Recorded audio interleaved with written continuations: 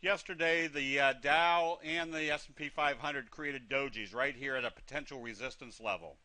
But knowing the simple rule of a doji, that the price will move in the direction of how they open after a doji, gave us strong confidence to be buying immediately on today's open, as we saw the pre-market futures for the indexes were trading positive today. This allows us to get in immediately without having to worry about any further confirmation. As we saw, today's positive trading took us well above this resistance level and now pushing toward the market's recent highs. So this still tells us, even with a doji sandwich, which is a bullish candle, a doji, and a bullish candle, and the doji sandwich allows an investor to anticipate another bullish candle in a bullish or a doji sandwich setup. So seeing this open positive told us there was a high probability there was going to be another strong candle, at least the same magnitude as this candle right here, which meant if that moved that up at least this amount of distance, we were breaking out through this level. Trend analysis for the NASDAQ has been fairly simple. Once it hit a bottom and we started seeing gap up dojis, that told us the trend was going to be fairly strong to the upside, which obviously it has been. Now, once we got up to this level, we needed to see whether there was going to be resistance at this area with stochastics in the overbought area, or whether they were going to be able to get through. As we can see, they gapped it through this level, which told you that there's lots of bullish pressure yet, even though they were at a resistance level.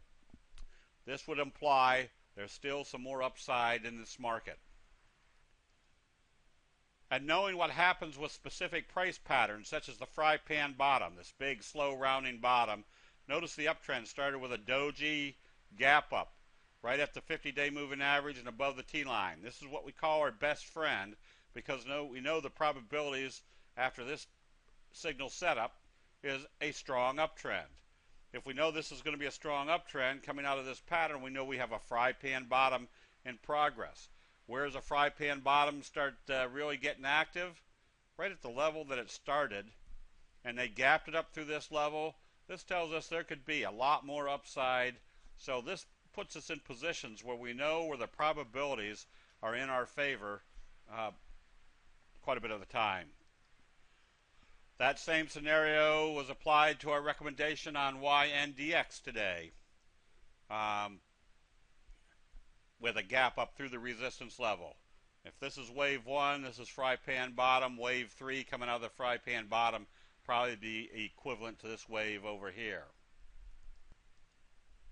And candlestick analysis can be used for any trading entity.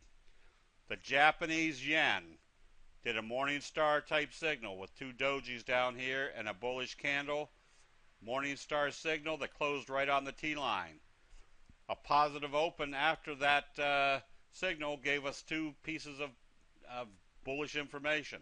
Number one, the T-line, which had been acting as the resistance level all the way down, is now not acting as resistance. And number two, bullish trading confirms that the Morningstar signal was your reversal signal. This allowed us to get into the Japanese yen early and make some very good profits during the day.